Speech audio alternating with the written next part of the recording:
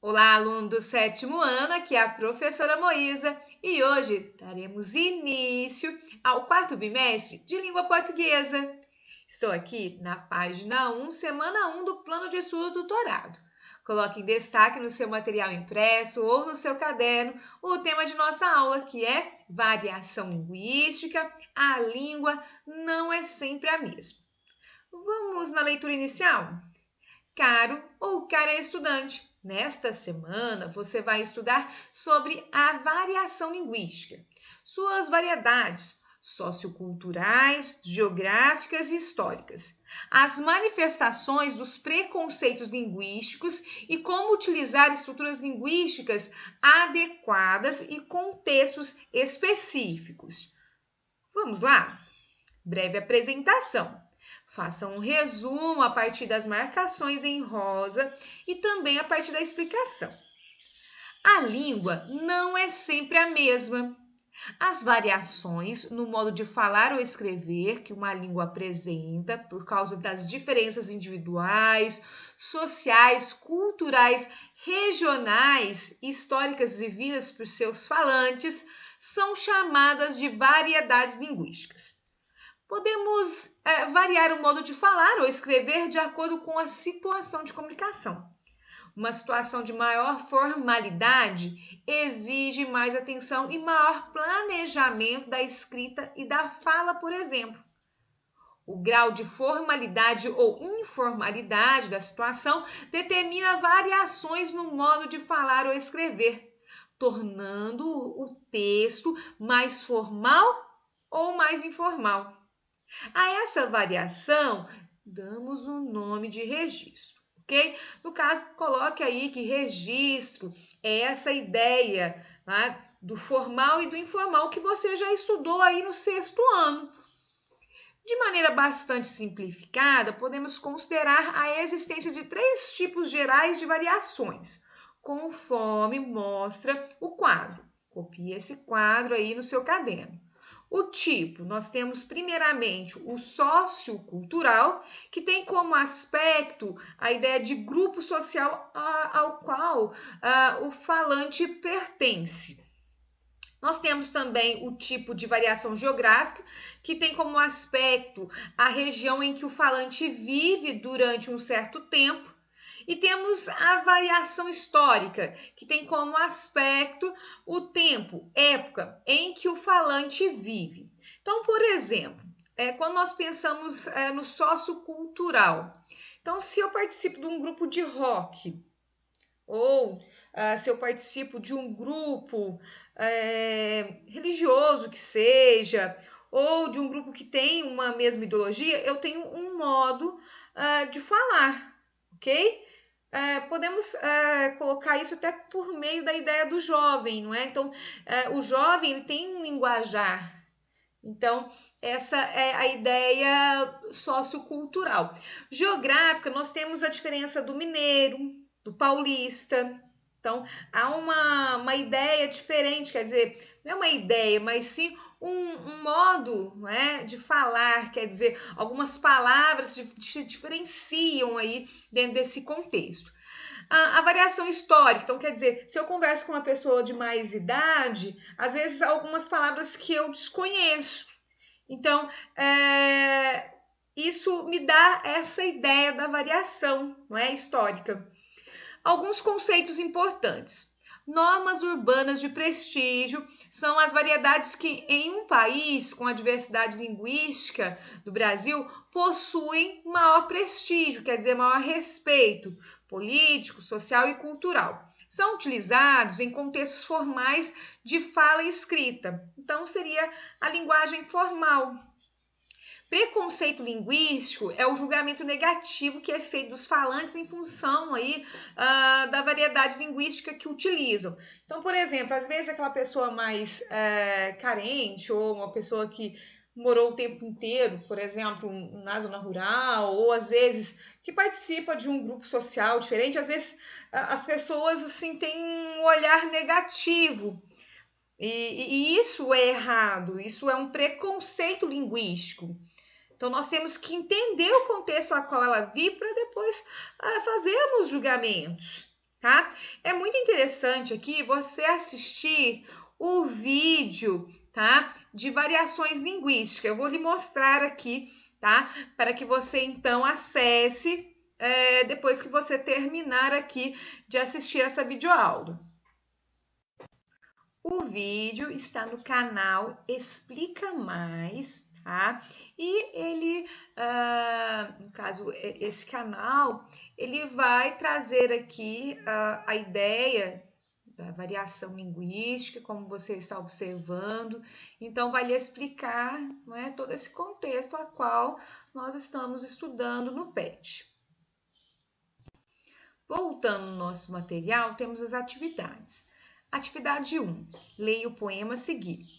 Capitulação. Delivery até para ter pizza é um exagero. Há quem negue. Um povo com vergonha da própria língua. Já está entregue. Luiz Fernando Veríssimo. No caso aqui, nós temos uma crítica. Eu vou trazer aqui um site que explica essa ideia. Eu estou no site InfoEnem. E, nesse caso, nós temos aqui que Luiz Fernando Veríssimo escreveu um poema com o nome Capitulação, em que apresenta uma crítica bem-humorada ao emprego de termos estrangeiros no cotidiano. Então, nós temos aqui o poema, também temos aqui uma crítica, quer dizer, temos também uma tirinha que traz essa perspectiva. No caso, vamos aqui analisar a ideia aqui do poema, tá?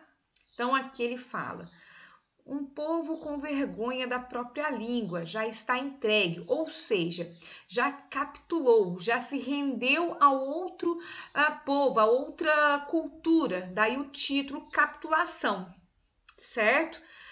Já o segundo, mostrando que a capitulação é definida e apresentada por um personagem que sequer conhece a própria língua portuguesa, conhece apenas o anglicismo, estrangeiro de origem inglesa. Aqui está falando sobre a tirinha, né? Seria interessante nós lermos, olha, por favor, faz entrega? Não, só delivery, ok? Então, quer dizer, entrega não é a mesma coisa, né, que delivery? Então, aqui vem explicando que as pessoas utilizam muito as palavras de outros países, tá? Esquecendo da língua portuguesa. Então, nós vamos pensar aqui que o estrangeirismo é algo que não deveria acontecer com tanta frequência no Brasil. Até aqui em outro trecho vem falando sobre essa questão. Olha, o problema neste processo linguístico aparece quando ocorre o que é criticado tanto no poema quanto na tirinha: o uso indiscriminado de termos estrangeiros quando a língua materna, que é a língua portuguesa, apresenta sua própria versão para aqueles conceitos. Então, nós temos aqui o exemplo de outras palavras, não é? Então, por exemplo, as pessoas falam performance, e poderia falar desempenho, shampoo, né, com SH, sendo que nós temos shampoo com X, ou coffee break, que é intervalo do café ou só intervalo, ou pior ainda, quando há uma mescla dos dois idiomas, como startar, né, não sei se pronuncia assim, né, do start, que é começar em inglês, mais o ar, que é o sufixo formador de verbos em português. Logicamente, nós temos algumas palavras que só existem aí na outra língua, em outras línguas, como, por exemplo, Réveillon, Capucino, né? Isso é empréstimo, tá? Então, nós temos também o jeans, o show, o pizza, tá?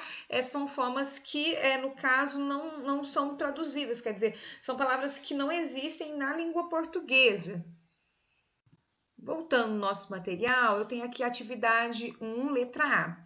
O título dado pelo autor está adequado tendo em vista o conteúdo do poema? Justifique sua resposta. Com certeza, sim. Eu vou lhe mostrar o significado, não é, da palavra capitulação e dessa forma você irá responder a letra A. Estou no site Dicionário Online de Português e temos que capitulação, não é? No caso, seria quando, né, nós temos essa ideia de ação de ceder, de se sujeitar ou de se render às circunstâncias, a submissão, a sujeição. Então, é como eu lhe expliquei, nós estamos nos rendendo ao estrangeirismo. Letra B. O exagero que o autor vê no emprego da palavra delivery se aplicaria também à telepizza? Acredito que não é mesmo? No caso, ele critica o delivery por termos a palavra entregue ou entregar, não é? Que nesse caso deveria ser utilizada. Agora, a palavra telepizza, nós temos um neologismo, quer dizer, a criação de uma nova palavra. Temos a junção do tele, que é o telefone, e a palavra pizza, como eu já lhe expliquei aí, que vem de outra língua. Número 2. Tendo em vista que as gírias compõem o quadro de variantes linguísticas ligadas ao aspecto sociocultural, analise os insertos, melhor dizendo, a seguir, indicando o significado de cada termo destacado de acordo com o contexto. Letra A. Possivelmente não iremos à festa. Lá todos os convidados são patricinhas e mauricinhos. No site Wikipédia, nós temos aqui que Mauricinha e Patricinha no Brasil designam pessoas que possuem aí um elevado nível social e se preocupam com a aparência. Letra B. Nossa, como meu pai é careta, não permitiu que eu assistisse aquele filme. Com certeza você sabe aí que careta, né, a pessoa que pensa aí de uma forma diferente, não é ultrapassada, por exemplo. Letra C. Os namoros resultantes da modernidade baseiam-se somente no ficar. Né? Ficar seria dar um beijo, por exemplo, né? Não ter um relacionamento sério. Letra D. E aí, mano? Estás a fim de encontrar com uma mina hoje? A parada vai bombar. Ah, você já conhece qual é o significado de mano, não é mesmo? Letra E. Aquela aula de matemática foi péssima. Não saquei, quer dizer, não entendi nada daquilo que o professor falou. Atividade 3. Leia o trecho inicial da crônica Antigamente, de Carlos Drummond de Andrade. Antigamente, as moças chamavam-se mademoiselles e eram todas mimosas e muito prendadas. Não faziam anos, completavam primaveras, em geral, 18. Suponha que um amigo seu, ao falar com você a respeito da namorada dele, diga que ela é mimosa e prendada. Como você reagiria diante da maneira de falar de seu amigo? Por quê? No caso aqui, nós temos o significado no site Dicionário Online da palavra mimoso. Né? No caso, quem recebe ou oferece muito mimo, é o carinho, carinhoso, termo meigo. Você acha que você utilizaria essa palavra? No caso, você estranharia ao ouvir essa palavra mimoso? Né? Não seria mais fácil falar que é carinhoso ou carinhosa? Agora, falar que essa moça, né, é prendada, será que aqui nesse contexto de antigamente seria aquelas que fazem, né, as tarefas de casa, por exemplo? Ao pensar na atualidade, né, prendada seria essa mesma ideia? Você usaria essa palavra? Você acharia estranho, né? Eu acredito que você poderia, né, abordar essa questão aqui, né, da variação histórica, não é mesmo? Então escreva aí a sua opinião, tá? De forma completa. Atividade 4. Considere o seguinte diálogo entre dois colegas de classe. Estudante 1. Puxa, preciso estudar para a prova de história, mas perdi meu livro. Você não pode me emprestar o seu? Estudante 2. Claro, cara, fica frio. Meu livro está meio estourado, mas dá para quebrar o galho. Te trago ele amanhã, tá legal? O estudante 2 utiliza uma linguagem bastante informal, na qual se observam, inclusive, expressões de gíria. Esse tipo de linguagem sem preocupações com a correção gramatical e comumente empregada nas relações cotidianas entre dois ou mais falantes, denomina-se língua coloquial. Procure reescrever a fala desse estudante passando-a da língua coloquial para a língua culta. Então, nós temos aqui o trecho, tá? Faça com bastante atenção, tá muito fácil. Atividade 5. Leia o trecho abaixo, extraído de um texto publicitário. Cedo ou tarde, uma dúvida cruel pinta na nossa cabeça, ou melhor dizendo, na sua cabeça. Que profissão escolher? Ou ainda, em que faculdade entrar? É assim que a editora Abril está lançando o Guia do Estudante, porque o que ele mais tem é exatamente o que você mais precisa saber. Tudo sobre todas as profissões universitárias e técnicas, o mercado de trabalho, os cursos e o nível de todas as faculdades brasileiras, onde e como conseguir bolsas de estudo e muitas dicas de profissionais bem-sucedidos. Uma verdadeira luz para você acertar na escolha da profissão que mais faz sua cabeça. O melhor de tudo é que a decisão será sua e de mais ninguém. Com os pés no chão, sentindo firmeza. Pode contar com o guia do estudante para encarar essa parada. Ele vai dar a maior força para você. Indique no texto uma passagem em que a linguagem seja formal e transcreva. No caso, nós temos os dois tipos aqui, ok? No caso, nós temos aqui cedo ou tarde, uma dúvida cruel pinta na nossa cabeça ou na sua cabeça. Nesse caso, utiliza a palavra pinta na sua cabeça. No caso, essa é a ideia da linguagem informal, quer dizer, aproximando-se aí do leitor. Agora, quando nós temos somente aqui a ideia da narração, é assim que a editora Abril está lançando o Guia do Estudante, nós temos a linguagem formal.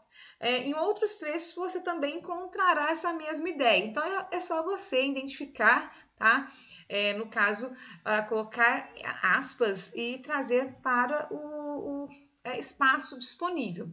Você pode explicar, né, essa ideia também, tá? Caso você queira. Dessa forma, eu finalizo essa videoaula. Espero aí que você tenha gostado. Tenha uma boa semana e um grande abraço.